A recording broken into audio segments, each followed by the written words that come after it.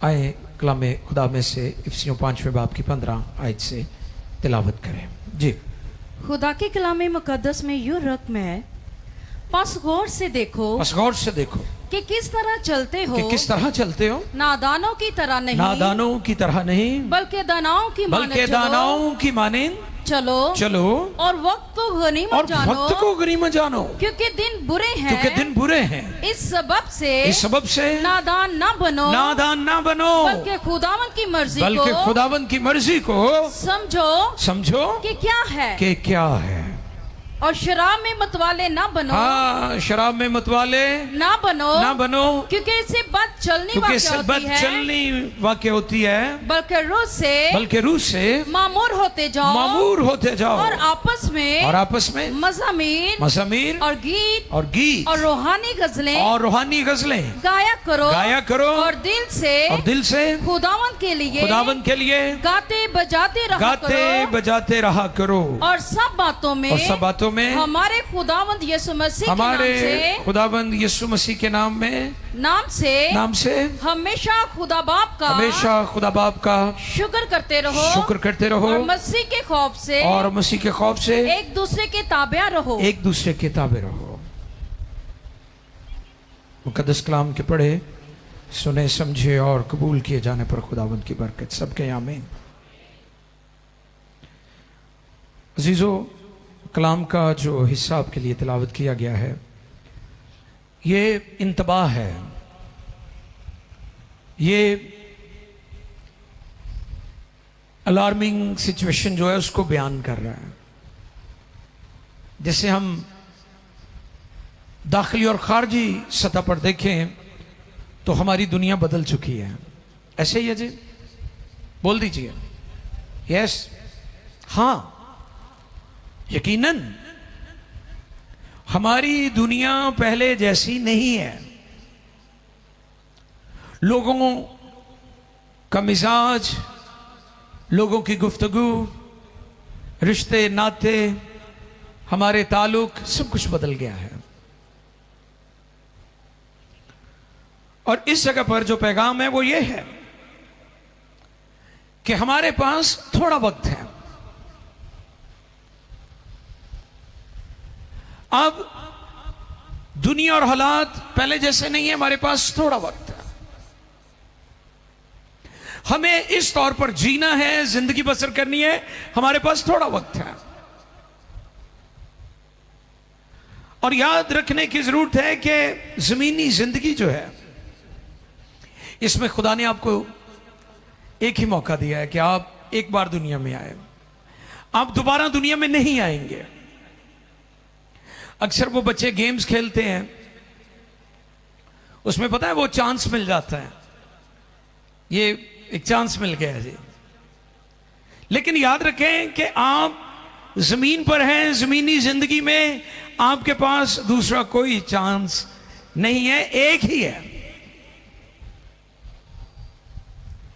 एक ही है। जो मौका आपको मिला है, इसके बाद आपको चांस नहीं मिलेगा। हमें एक ही बार मौका मिला है, इसलिए हमें वक्त को गनीमत जाना है और दानाओं की मानिंद चलना है। और यह फैसला आपका है। ना ही आप हादसाती तौर पर फिरदौस खुदा की बादशाही में चले जाएंगे, और ना ही आप हादसाती तौर पर जहन्नम में चले जाएंगे। कई लोग समझते हैं कि शायद यह इत्तफाकन होगा, हादसा होगा, ऐसे ही हम खुदा के फिरदौस में, खुदा की बादशाही में चले जाएंगे और हम बादशाही के वारिस हो जाएंगे।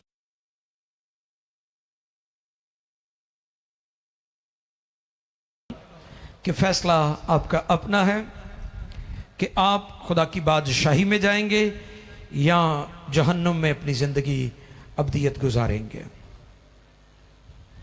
जहां इब्लीस और उसकी फौजें हैं। आपका जमीनी सफर, आपकी जमीनी जिंदगी डिसाइड करेगी।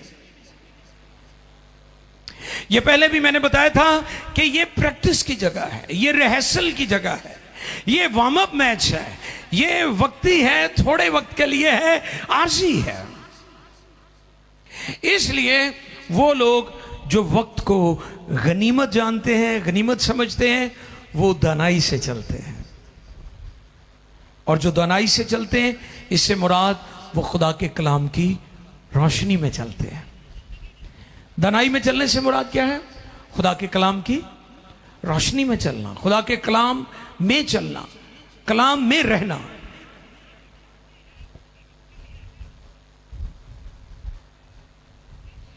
और कलाम खुदा हमें बताता है कि हमने दानाई के साथ चलना है। अगर हम दानाई के साथ नहीं चलेंगे, कलाम की रोशनी में नहीं चलेंगे, तो फिर इब्लीस मौका पाकर हमारी जिंदगी में कड़वा बीज बोता रहेगा और हम दुख उठाते रहेंगे। मुबारक है वो शख्स जो अपनी रोजमर्रा जिंदगी पर गौर करता है कि वो कैसे चल रहा है। कलाम में लिखा है कि जो अक्लमंद है उसने अपना घर चट्टान पर बनाया। किस पर? और जो बेवकूफ शख्स है उसने अपना घर कहां बनाया? ये सीखने वाली बात है। आपने अपनी फाउंडेशन, अपनी बुनियाद चट्टान पर रखी है या रेत पर रखी है?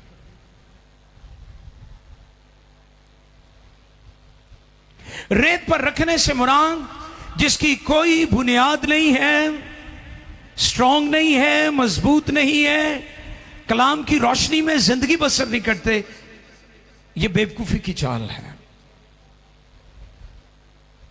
लेकिन जो शख्स, जो ईमानदार, जो मसीही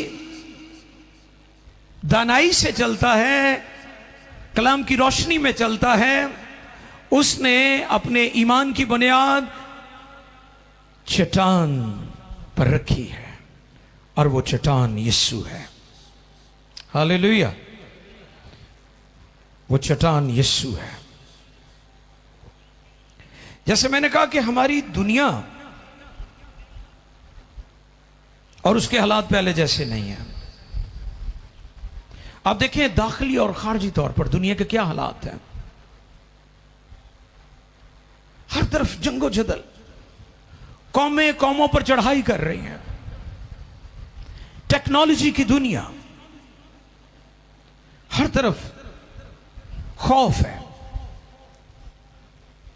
मोहलक हथियार हैं दुनिया, कौमों और ममालिक के पास, और वह एक दूसरे को बर्बाद करना चाहते हैं। आप देखें कि आज दुनिया में क्या सूरत-ए-हाल बनी हुई है। आपकी दुनिया रहने की जगह नहीं है अभी। आप अपने मुल्क की सूरत-ए-हाल पर देखें कि लोग किस कदर गुर्बत में, महरूमियों में पिस रहे हैं। बुनियादी सहूलतों से भी महरूम है हमारे मुल्क के लोग।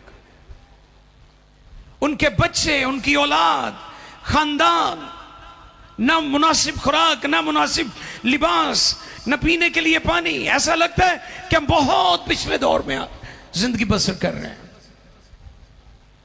और पूरी दुनिया में एक जलगार है। आप देखें किस तरह लोग एक दूसरे को तबाह बर्बाद करने का प्लान कर रहे हैं। तो इसलिए इन सारे हालात में हमें गौर करना है कि हमने नादानों की तरह चलना है या दानाओं की तरह चलना है। मैं इस बात का कायल हूं कि खुदा हालात बदलता है। कई लोग ये समझते हैं कि अच्छा चंगे दिन भी ते आएंगे ना, लेकिन जो आपकी दुनिया के हालात हैं, अलार्मिंग सिचुएशन है, वो ये बता रहे हैं कि अब हालात बद से बदतर होंगे, अब अच्छे हालात नहीं होंगे दुनिया के। आप गौर करें कि जो मुखालफे मसीह की स्पिरिट है वो किस तरह दुनिया में काम कर रही है। अभी रिसेंटली फ्रांस के अंदर जो ओलंपिक्स हुए हैं उसमें जो एंटी क्राइस्ट लोग हैं उन्होंने किस तरह खुलकर मसीहत की धज्जियां उड़ाने की कोशिश की है। जो लास्ट सफर की तस्वीर है यीशु मसीह की शागिर्दों के साथ, उसकी किस तरह उन्होंने बेहुरमती करने की कोशिश की है। ये सारे वो लोग हैं जो दुनिया में नापाकी और बदी को और गुनाह को प्रमोट करना चाहते हैं। अब ये सिर्फ वेस्टर्न वर्ल्ड का मसला नहीं है, बल्कि ये ईस्टर्न वर्ल्ड में भी चीजें फैलती जा रही हैं। हमें गौर करना है कि हमारी सोसाइटी, हमारा मुआशरा किस तरफ जा रहा है, लोगों की तरजीहात क्या है, हमारे बच्चे किस तरह का लाइफस्टाइल जी रहे हैं।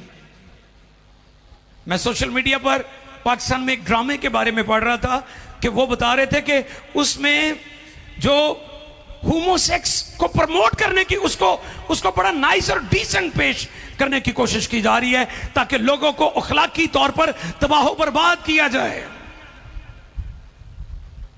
इसलिए अजीजों, कलाम कहता है वक्त को गनीमत जानो क्योंकि दिन बुरे हैं। आंखें खोल के रखने की जरूरत है, वरना आप भी बदी के सैलाब में बह जाएंगे। इब्लीस अकेला जहन्नुम में नहीं जलना चाहता, वो चाहता है बहुत सारे लोग मेरे साथ जहन्नुम में जाएं।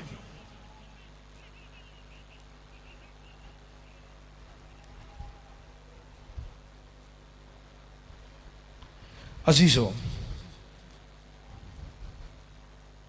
हमें अपनी नजरें खोलकर, अपनी आंखें खोलकर रखने की जरूरत है, क्योंकि हमारा मुआशरा, हमारे बच्चे तबाही की तरफ जा रहे हैं। अब कौन करें लोगों का लाइफस्टाइल। बड़ा अच्छा वक्त था, मैं जब पुरानी पोस्ट या पुरानी पिक्चर्स लोग शेयर करते हैं, 1960 में लाहौर कैसा था, 1930 में कराची कैसा था, मैं उन पिक्चर्स को बहुत ज्यादा देखता हूं, पसंद करता हूं। वो टाइम बहुत अच्छा था, वो वक्त जो था। लेकिन जो वक्त अब है ये बड़ा अजीब है। जब जागने का वक्त होता है उस वक्त लोग, जी शायद साहब ने मुझे बताया, उस लोग टाइम ना उठ देने ना। थैंक यू बेटा, शुक्रिया। जब उठने का वक्त होता है लोग थोड़े जे बोले ने बिचों, यहां तो फिर ਤੁਹਾਡੇ खिलाफ गल जा रही है। अच्छा, उस गल च नहीं बंदा दिलचस्पी लैंदा ਜਿਹੜੀ ਉਹਦੇ खिलाफ ਹੁੰਦੀ। ਸਾਡੇ ਇੱਕ ਪਾਦਰੀ ਸਾਹਿਬ ਸਨ ਤੇ ਉਹ ਕੰਨੋਂ ਘੱਟ ਸੁਣਦੇ ਸਨ।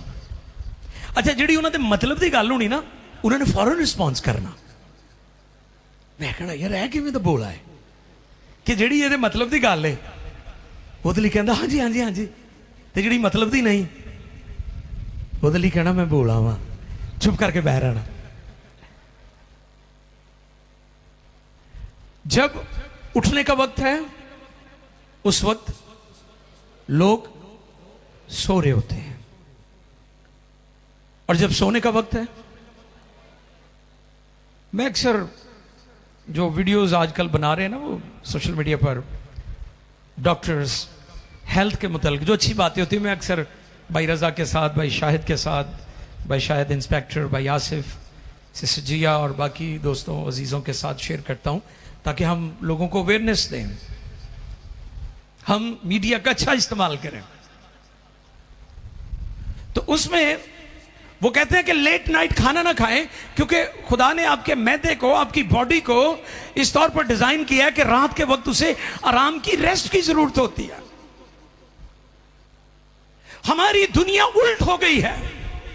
हमारी दुनिया जब सोना है तब जागती है, और जब जागना चाहिए तब सोती है। जब अपने मैदे को आराम देना है, खाने से रोकना है, उस वक्त हम खाना खा रहे होते हैं, और जब खाना खाने का वक्त होता है, जो खुदा की कुदरत, उसकी नेचर है, उसके खिलाफ चलते हुए उस वक्त हम अपने मैदे को खुराक से रोकते हैं। इसलिए आज का इंसान बीमारियों, प्रॉब्लम्स, ब्लड प्रेशर, शुगर, जिगर की बीमारियां, दिल की बीमारियां, हार्ट अटैक, छोटे बच्चे डिप्रेशन का शिकार, मेरा सिर दुखता है, मेरी आंखां दुखदियां ने, मैनू नींद नहीं आती। ये इसलिए है आपने नेचर को चैलेंज किया है, आप वक्त की नजाकत को समझ नहीं रहे। कलाम कहता है वक्त को गनीमत जानो। हमने अपनी दुनिया को, जो खुदा की दुनिया थी, उसके खिलाफ कर लिया है, उल्ट कर लिया है हमने उसको, इसलिए हम दुख उठा रहे हैं। इसलिए हम सेहतमंद जिंदगी, ना हमारी बदनी सेहत है, ना हमारे रिश्तों में कोई सेहत है, हम अजीब तरह की अबतरी और तजब्जुब में मुब्तला हो चुके हैं। इसलिए कलाम कहता है वक्त को गनीमत जानो और दानाओं की मानंद चलने की जरूरत है।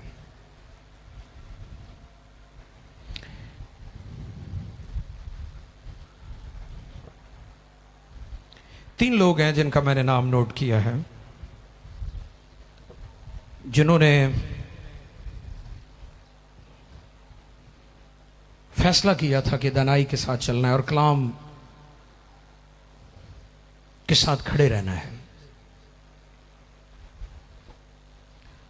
और याद रखिए, जो कलाम के साथ खड़े रहते हैं वो ही दानाई से चलते हैं, दूसरे नहीं चल सकते। आज आप चेक कर लें कि सिर्फ वो लोग जो खुदावंद में हैं, उनकी जिंदगी में आपको कोई खुशी शादमानी नजर आएगी, बाकी दुनिया बुरे तरीके से टूटी हुई है, बुरे तरीके से दुनिया तबाही और बर्बादी का शिकार हो रही है। उनमें तीन नाम है मेरे सामने।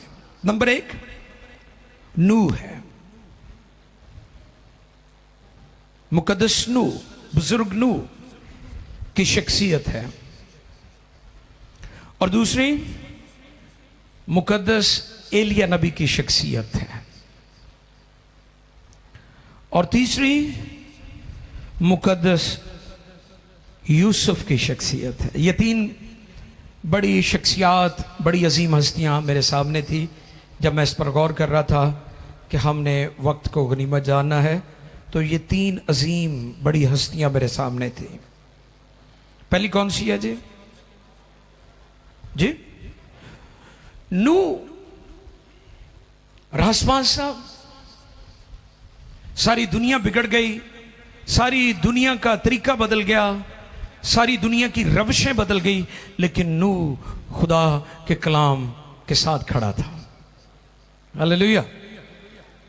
और आपको पता है, कोई बाहर बारिश हो रही थी, लोग डुब डुब के मरन दे सन, ठीक है, गोते आ रहे सन लोगों को, लेकिन नूह और उसका खानदान कश्ती के अंदर बिल्कुल महफूज था, क्योंकि वो खुदा के कलाम के साथ खड़ा था।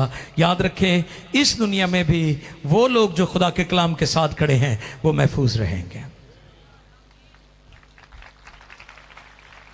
क्योंकि जो कलाम के साथ खड़े हैं, कलाम की रोशनी में चलते हैं, वही दानाई की चाल चलते हैं। वरना बेवकूफियां ही बेवकूफियां ने, और बेवकूफियां ते भी लोग खुश होंगे ने, बौंगियां मार मार के लोग हैप्पी होंगे ने कि जी असी मैं बौंगियां मारने आओ।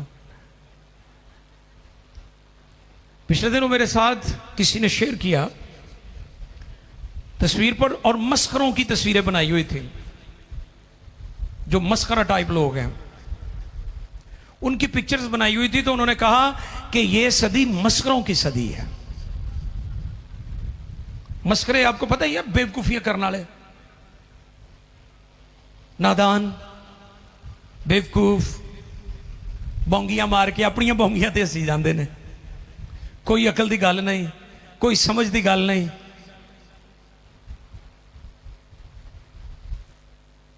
ये सदी, ये दौर, ये जमाना बेवकूफी का दौर, धोखे का दौर, चीटिंग का दौर, धोखाधड़ी का दौर। इसमें लोग धोखा देकर बड़े खुश होते हैं, मैं उन चक्कर देता है, मैं उन्हें बेवकूफ बनाता है। दर हकीकत आप अपने आप को बेवकूफ बना रहे हैं। कोई शख्स खुदा को धोखा नहीं दे सकता, वो अपने आप को धोखा दे रहा होता है। नूह रासबाज था, बाहर तूफान था, आंधियां चल रही थी, मौसम खराब थे, लेकिन नूह रासबाज था। वो और उसका खानदान कश्ती के अंदर बिल्कुल महफूज था। जो लोग कलाम पर खड़े रहते हैं वो महफूज रहेंगे। आमीन। यस। अगर भाई थोड़ा थोड़ा इस तरफ होकर आगे हो जाए, इस तरफ हो जाए, थोड़ा सा इस तरफ हो जाए, तो पीछे जगह बन सकती है। थोड़ी सी हो जाओ, इधर हो जाओ दोस्तों, थोड़ा आगे हो जाए क्योंकि पीछे जगह खत्म हो गई है। बहनें भी कुछ पीछे खड़ी थी। इस तरफ वाले भाई थोड़ा आगे हो जाएंगे, इस तरफ भी हो जाए, कैमरामैन के पीछे भी एरिया खाली है। बच्चे इस तरफ हो जाए ताकि पीछे अगर बहनें आती हैं तो उनको भाइयों की बैक साइड पे जगह मिल सकती है। Thank you. दूसरी शख्सियत मेरे सामने यूसुफ था, मुकद्दस यूसुफ। आपको पता उस वक्त भी अनाज की किल्लत हुई थी, पूरी दुनिया के पास रोटी खत्म हो गई थी। इवन मिस्र के बड़े बड़े जो माहिरीन थे, जो अजनास के माहिरीन थे, जो एग्रीकल्चर के एक्सपर्ट्स थे, वो सारे फेल हो गए थे। उनकी हिकमत, उनकी रिसर्च, उनके सारे अलूम जितनी भी उन्होंने एग्रीकल्चर पर तहकीक कर रखी थी सारी फेल होगी। लेकिन वहां पर एक शख्स था जो खुदा के कलाम के साथ खड़ा था, और वो यूसुफ था। और पूरी दुनिया में खुराक खत्म हो गई थी, लेकिन मिस्र के अंदर खुराक नहीं खत्म हुई क्योंकि यूसुफ खड़ा था वहां पर। जहां जहां कलाम वाले लोग होते हैं, कलाम को कबूल करने वाले और दानाई के साथ चलने वाले लोग होते हैं, वहां पर हालात फर्क होते हैं। दुनिया में फर्क होते हैं और वहां पर हालात फर्क होते हैं। अब कौन करे? और तीसरी शख्सियत एलिया। एलिया का किरदार और उसकी शख्सियत मेरी मनपसंद शख्सियत है। यूं तो बाइबल की सारी अजीम हस्तियां हमारे लिए बहुत मुकद्दम है, उनकी बहुत ज़्यादा कदर कीमत है हमारी निगाह में, सब अजीम है। लेकिन एलिया की शख्सियत और उसका किरदार बहुत हैरान कुन है बाइबल में। और जब ये बात मेरे सामने आई तो मैंने गौर किया कि एलिया ने कौवों को बुलाया नहीं है। पता है आपको, एलिया सिर्फ कलाम पर खड़ा था, कलाम के साथ खड़ा था, कलाम की रोशनी में चलता था, खुदा की मर्जी में चलता था। उसे कौवे बुलवाने नहीं पड़े कि कौवो आ जाओ मेरे लिए खुराक लेकर। आप कलाम पर खड़े हो जाएं, बाकी चीजें खुदा खुद ही मुहैया कर देगा। पूरे सारपत के अंदर कहत पड़ा हुआ था, आप जानते हैं, पानी भी खुश्क हो गया था, खुराक भी खत्म हो गई थी, इंसान भी मर रहे थे, जानवर भी मर रहे थे, छुपाए और परिंदे भी मर रहे थे। लेकिन जिस जगह पर एलिया था वहां सिचुएशन फर्क थी। जिस जगह पर खुदा के कलाम में जिंदगी बसर करने वाले लोग खड़े होते हैं वहां पर सूरत हाल फर्क होती है।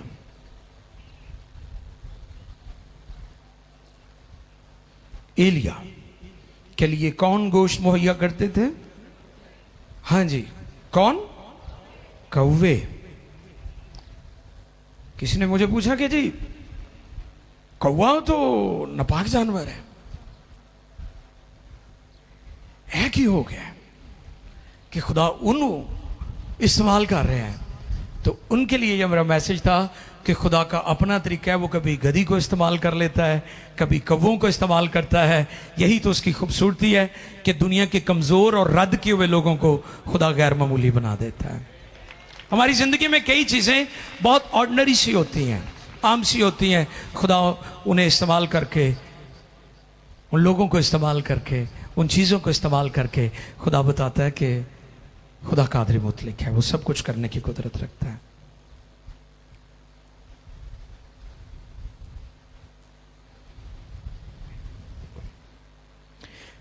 फिर कलाम की रोशनी में चलना, दानाई से चलना है, और फिर कलाम पर अमल करना, दानाई के साथ चलना है। एक पहली बात जो हमने सीखी वो ये थी, कलाम के साथ खड़े रहना, कलाम की रोशनी में चलना। ये दानाई की चाल है। कौन सी चाल? और अब अगली बात, कलाम पर अमल करना दानाई की चाल है। दो आदमी बैठे हुए थे, एक शख्स बाइबल पढ़ रहा था, और जो बाइबल पढ़ रहा था दूसरे शख्स से कहने लगा, यार मैं पाक कलाम पढ़ते रहा हूं, मुझे इसकी समझ नहीं आ रही। जिसको वो कह रहा था उसने कहा, हाँ मैंने कलाम को पढ़ा है और मुझे तो समझ आ गई है, लेकिन मैं भी परेशान हूं। उसने कहा, मुझे समझ नहीं आ रही तो मैं परेशान हूं, और आपको समझ आ गई है और आप कह रहे हैं मैं परेशान हूं। उसने कहा, मैं इसलिए परेशान हूं कि मेरा अमल करने को दिल नहीं करांदे। बात को समझे आप मेरी? पहला शख्स क्या कहने लगा, मैं बाइबल को पढ़ रहा हूं, मुझे इसकी समझ नहीं आ रही, मैं परेशान हूं। जिससे वो बात कर रहा था वो कहने लगा, मैंने बाइबल पढ़ी है, मुझे इसकी समझ आ गई है, मैं भी परेशान हूं। उसने कहा, तू क्यों परेशान है? उसने कहा, मैं इसलिए परेशान हूं कि मेरा इतने अमल करने को दिल नहीं करन दिया। तो दानाई से चलने से मुराद ये भी है कि आप खुदा के कलाम पर अमल करते हैं। ये जरूरी बात है आपके लिए, ये जरूरी बात है, क्योंकि आज लोग बाइबल पढ़ते हैं,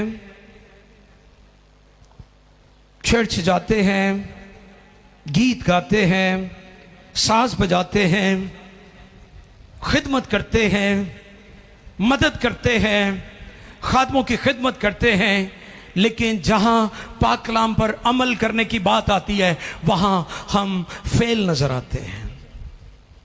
फिर हम बेवकूफी करते हैं, फिर हम नादानी करते हैं। मैं जल्दी जल्दी इस पैगाम को वाइंड अप करना चाहता हूं।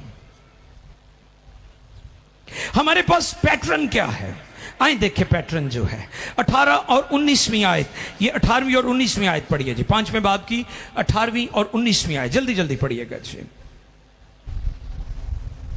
और शराब में मतवाले ना बनो, शराब में मतवाले ना बनो। हुण समझ आ गई लोगों नूं कि मसीहत दे विच शराब जड़ी है जायज नहीं, वो जायज नहीं, हराम है। शराब में मतवाले ना बनो, ना बनो, क्योंकि इससे बात चलनी क्योंकि उसका रिजल्ट भी दसिया कि भैड़े काम करता है। जड़ा पी लवे वो चंगे काम किदों करेगा?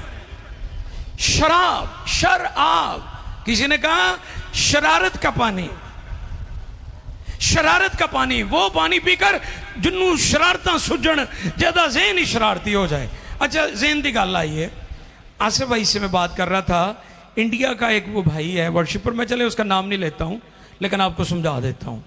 उन्हें रिसेंटली एक गीत बनाया, असी पागल हाँ, असी पागल हाँ, असी पागल हाँ। मैं क्या किड्डा बंदे का, और अपने नाल पास्टर लिखता है। हुण यह भी बड़ी मुसीबत बन गई पाकिस्तान च कि हर गान बजाने वाला पादरी बन गया। यह वेखो किड्डा वड्डा ते गलत काम हो गया। वो कहता असी पागल हाँ, पागल हाँ। मैं कहा यार पागल तो होंदा जब दिमाग खराब होए। तो कलाम कहता हम दना है, दनाई से चलते हैं। पागल तो बेवकूफियां करते होंगे ने। वो कहते तू पागल तो नहीं हो गया, वो तेरा ज़हन ठीक है, कायम है। मैं ये पैगाम देना चाहता हूं, ऐसे गीत मत गाएं। वो जितना मर्जी मशहूर सिंगर हो, आप वो गीत गाएं। मैंने पिछले दिनों भाई शर्जील को अप्रिशिएट किया। मैंने कहा जो आप गीत गाते हैं, आई अप्रिशिएट यू कि आपकी कलेक्शन बहुत अच्छी है। वो बड़े खुश हुए। मैं अप्रिशिएट करता हूं लोगों को, वो भाई शर्जील हो, पास्टर आसिफ हो, या कोई और भाई हो, जो कलाम के मुताबिक गीत है वो गाए जाए। वो लोगों को बरकत लोग पाते हैं। हमें याद रखना है कि हमने दानाई से चलना है। कैसे चलना है? दानाई से चलना है। पैटर्न क्या है सुने जी। और शराब में मतवाले ना बनो, क्योंकि इससे बद चलनी वाक्य होती है, बल्कि रूह से मामूर होते जाओ। ये पैटर्न है, रूह से मामूर होते जाओ। आगे, और आपस में मज़ामीर यानी ज़बूर गाया करो। ज़बूर हुण गाने ही छाड़ दिते लोगों ने। चाइना दे गीत ते चाइना दी तर्जा, 4 दिन लाला लाला ला होंगी, उस तो बाद मुक जाते हैं, क्योंकि ये खुदा की तरफ से नहीं है चीजें, और जो खुदा की तरफ से नहीं है वो कायम भी नहीं रहती। क्या लिखा है? मज़ामीर ज़बूर गाए जाएं इबादतों में, और आपस में मज़ामीर और गीत और रूहानी गजलें। कौन सी गजलें? रूहानी गजलें। कई दूजियां गजलां सुनते, कहते मैं केड़ा गाने सुनदा हूं, मैं तो गजलां ही सुनना हूं। अच्छा, गजलां नूं वो गैर रूहानी नहीं समझते। यहां पर क्या लिखा है? रूहानी गजलें, यानी ठेका गजल वाला ही होवे, लेकिन शायरी कलाम के मुताबिक होए। वो ठेके तो गजल का पता लगता, कई ये भी नहीं पता यदा ठेका गजल वाला है भी कि नहीं, उन्होंने गजल कही जाएंगे। शर्जील भाई, वो ठेके तो पता लगेगा ना कि गजल वाला ठेका है भी है कि नहीं। ये म्यूजिक की बात कर रहा हूं मैं। तो कौन सी गजलें गानी है? और रूहानी गजलें गाया ये करो। पैटर्न मैं आपको दे रहा हूं कि आपकी लाइफ का, आपके घर का, आपके माहौल का, आपकी गाड़ी का। आसिफ भाई कल ही गल कर रहे थे ना कि एक बंदा है बड़ा जिद्दी है, उन्हें साड़ी कितने मुलाकात हो तो सानू चढ़ाने लिए अपनी गड्डी च गाने ला देगा, यानी बेवकूफी करके तो चौड़ा होंदा है भी साड़ी सेहत की असर पैना, तू गाने ला जिवें मर्जी कर, तू तबाह होया, मैं थोड़ी होया वा। ठीक है, रूहानी गजलें आपकी जिंदगी में ये पैटर्न होना चाहिए, फिर आप दना है। ये नहीं संडे नु सर्विस की थी, एक्चुअली संडे को तो आपको फ्यूल दिया जाता है, आप रूहानी तौर पर पेट्रोल हासिल करते हैं। असल प्रोसेस ने मंडे तो शुरू होती है, ताड़ी असल रूहानी जिंदगी मंडे से आपकी शुरू होती है। तुसी संडे नु इबादत करके दौड़ जाते हो, मुड़ के कहते हो praise the Lord, I am righteous, मैं रासपास बंदा वा खुदा दा। तुहाडा हासा रिकॉर्डिंग च भी जाता है, अक्सर मैं सुनता हूं तो मैडम की हंसी आ रही होती है। चले, thank you, God bless you. कई लोग संडे को इबादत करके चले जाते हैं, वो कहते हैं जी ओह प्रेज द लॉर्ड। आप पैटर्न, यही पैटर्न होना चाहिए। क्या? रूहानी गजलें आपस में, हाँ जी पढ़े, आपस में मज़ामीर और गीत और रूहानी गजलें गाया करो और दिल से खुदावंत के लिए गाते बजाते रहा करो, और सब बातों में हमारे खुदावंत यीशु मसीह के नाम में हमेशा खुदा बाप का शुक्र करते रहो और मसीह के खौफ से एक दूसरे के ताबिया रहो। पाकरू के लिए जोरदार तालियां बजाएं। ये पैटर्न है क्रिश्चियन लाइफ का, ये तर्ज़े जिंदगी एक मसीही की, ये माहौल है आपके खानदान का, ये वो तरीका है जिससे आप दनाई की जिंदगी बसर कर सकते हैं। इसलिए आज का जो टॉपिक है वो है वक्त को गनीमत जानो और दनाओं की माने चलो, वरना बेवकूफ़ी तो आपके दरवाजे पर है। खुदा ने काइन को ये बात कही थी, अभी उसने अपने भाई को कत्ल नहीं किया था, अभी वो सोच रहा था, अभी फतूर था उसके ज़हन में चल रहा था, क्योंकि खुदा हमारे दिलों और गुर्दों को जांचने वाला और हमारे ख्यालों को दूरी से वो भांप लेता है। खुदा ने उसे खबरदार कर दिया था कि काइन, अगर तू नेकी करे तो क्या तेरा भला, यानी अगर आप नेकी का इरादा करते हैं तो भलाई ही भलाई है, और अगर आपने बुराई का इरादा कर लिया तो फिर आप याद रखें कि बुराई आपका पीछा करेगी। अगर तू भलाई करे तेरा भला ना होगा, फिर भी वो बास लिखा है गुनाह तेरे दरवाजे पर दब का बैठा है। अजीजों, हमें इस बात पर गौर करना है कि खुदा ये चाहता है कि हम दानाई की चाल चलें।